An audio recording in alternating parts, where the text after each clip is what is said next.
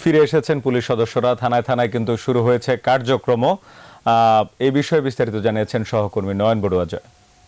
চকবাজার থানায় আছি। চট্টগ্রামে 16টি থানা আছে, সব থানায় পুলিশ কিন্তু ভেতরে প্রবেশ করতে শুরু করেছে। আমরা দেখছি যেহেতু এতদিন ধরে কিন্তু আসলে পুলিশ কিন্তু থানায় ছিল না, তারা আতঙ্কের মধ্যে ছিল। যেহেতু এখানে সাধারণ মানুষ পুলিশকে ভালোবাসে, যেহেতু তার কারণে পুলিশও কিন্তু থানায় আসতে শুরু করেছে। সেনাবাহিনীর টিম কিন্তু তাদের অবস্থান আমরা দেখছি, পুলিশ যেন তারা কোনোভাবে সমস্যায় না পড়ে সেদিকে কিন্তু তাদের নজর আছে বলে আমাদেরকে জানিয়েছে। বিভিন্ন জায়গায় কিন্তু আমরা দেখছি এই আতঙ্কে পুলিশ কিন্তু তারা আসতে ভয় করছেন, এমনকি আতঙ্কের মধ্যে আছেন। লক্ষ্য করা যাচ্ছে থানায় থানায় পুলিশের অবস্থান কিন্তু আমরা দেখছি এখানে তারা কাজ শুরু করছে। কিন্তু আসলে যে পুলিশের যে কার্যক্রম, পুরোদমে যে কার্যক্রম, সেই পুরোদমে কার্যক্রম এখনো পর্যন্ত নেই। তবে জেলা প্রশাসক যেমনটা জানিয়েছেন, ট্রাফিক পুলিশ যেন রাস্তায় থাকে, এমনকি ছাত্র যারা, শিক্ষার্থী যারা রাস্তায় নেমে ট্রাফিকের কাজ করছে তারাও কিন্তু সেখানে থাকবে বলে আমাদেরকে